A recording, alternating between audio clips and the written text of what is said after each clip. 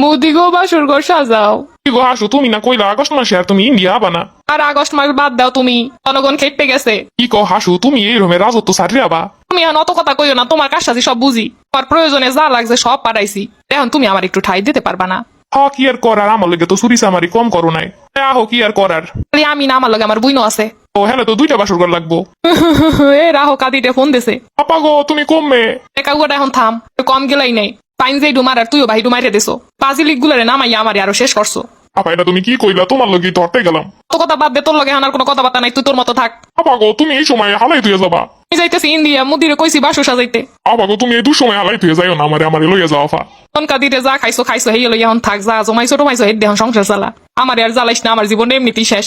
এখন রাখ, জনগণে কোন সময় পিডান শুরু হওয়ার আগে যাইয়ে লই। ও নানি খারাও, তোমার পেটি করতে গেছো। এই যে তো বিদায় হরসুই অপরিয়ার হরমুখী। ইন্ডিয়া আমার মুদি আছে, মুদি আমার ভালো দেখে কিনে দেবে আনে। ও নানি হালে তোমার জামদানি ডিমই লইয়ে যাই। ওলা পানে দেখছি তোমার বেলাস লইয়া দৌড়ায়। আহারে আমার সাদে ছায়া বেলাউস, ওই ডিডিও নেওয়া লাগে। ও নানি হরবে কি, তুমি যে এতদিন চুরি চামারি হইয়া যা খাইছো আর মানুষের যে পরিমাণ ঠকাইছো।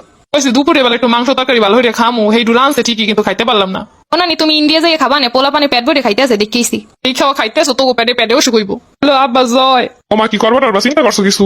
আব্বা কোনো দিশা পাইতাছি না। হন তুমি জানো আবার আমার দ্বারা উঠো না।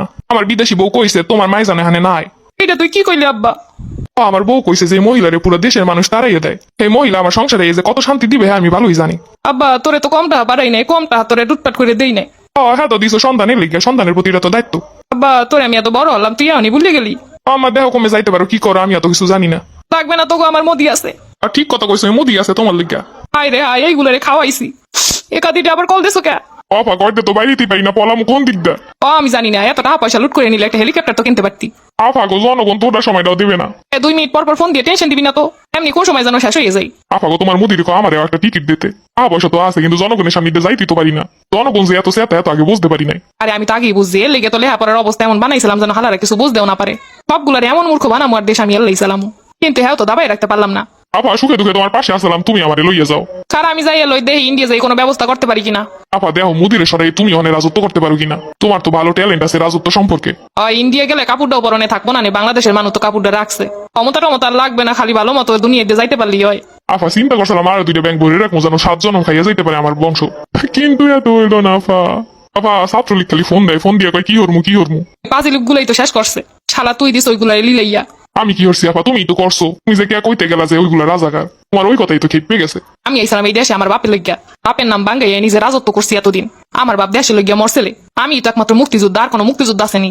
আপা যাই হোক, যেই টাকা পয়সা নিয়ে চালা না হইতে কিন্তু কইছিলাম আমার কিছু ভাগ দেবা। এত বছর আমার মন্ত্রিত্ব দেশ ঠিকই, কিন্তু সম্মান পাইলাম না। আমার রাস্তাঘাটে বনে জঙ্গলে কাউকে কাদের কয়ে। এই পরে তোমার লইগে আমি সব জায়গায় কথা কই গেছি বুক ফুলাইয়া। কার বাগ আমার না দিলে কিন্তু পেটে অজমাইব না তোমার। এ হালার পোহালা তোর